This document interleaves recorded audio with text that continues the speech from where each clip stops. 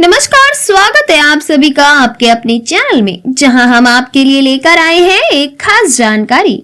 लेकिन जानने से पहले अभी तक आपने इस चैनल को सब्सक्राइब नहीं किया है तो सब्सक्राइब कर लें और साथ ही बेल आइकन को दबाना ना भूलें ताकि अगले वीडियो की जानकारी आप तक आसानी से पहुंच सके। पुराने जमाने में लोग कबूतर के जरिए भेजते थे चिट्ठी। आखिर इस काम के लिए कबूतर को ही क्यों चुना गया? आजकल तो मैसेज भेजने के लिए बहुत से नए नए तरीके आ चुके हैं, लेकिन पुराने जमाने में ना तो फोन थे और ना ही मोबाइल, तो उस जमाने के लोग कबूतर का इस्तेमाल करते थे। तो क्या आपने कभी सोचा है कि सच में कबूतर पैगाम पहुंचाते थे क्या? आपने कई फिल्मों में लोगों को कबूतर के जरिए चिट्ठी भेजते देखा होगा।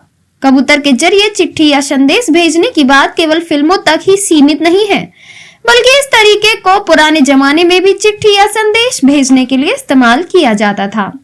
अब तो चिट्ठियां और संदेश के स्थान पर मैसेज और कॉल से अपनी बात दूसरों तक आसानी से पहुंचा दी जाती है और कबूतर के स्थान पर अब स्मार्टफोन्स ये काम कर रहे हैं। क्या आपने भी कभी सोचा है कि पुराने जमाने में इस महत्वपूर्ण काम के लिए इतने पक्षियों में सिर्फ कबूतर को ही क्यों चुना गया? असल में कबूतर में एक खास किस्म की खूबी होती है। इसी खूबी के कारण कबूतर रास्तों को अच्छे से याद रखता है और रास्तों को कभी नहीं भूलता। यह एक वैज्ञानिक कारण माना जाता है और इस बारे में बहुत ज्यादा लोगों को जानकारी भी नहीं है।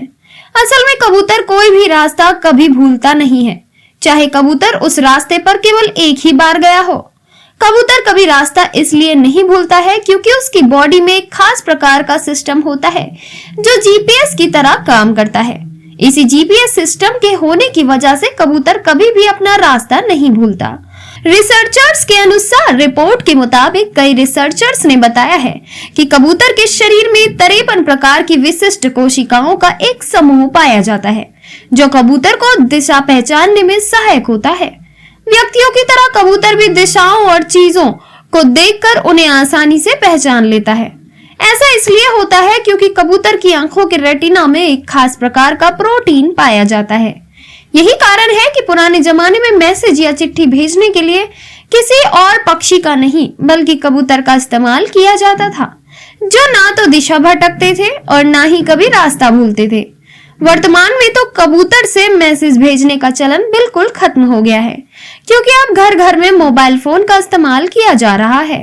तो हमें उम्मीद है कि आपको ये जानकारी अवश्य पसंद आई होगी, तो कृपया इसे अपने अन्य साथियों के साथ अवश्य साझा करें क्योंकि ज्ञान बांटने से ही बढ़ता है।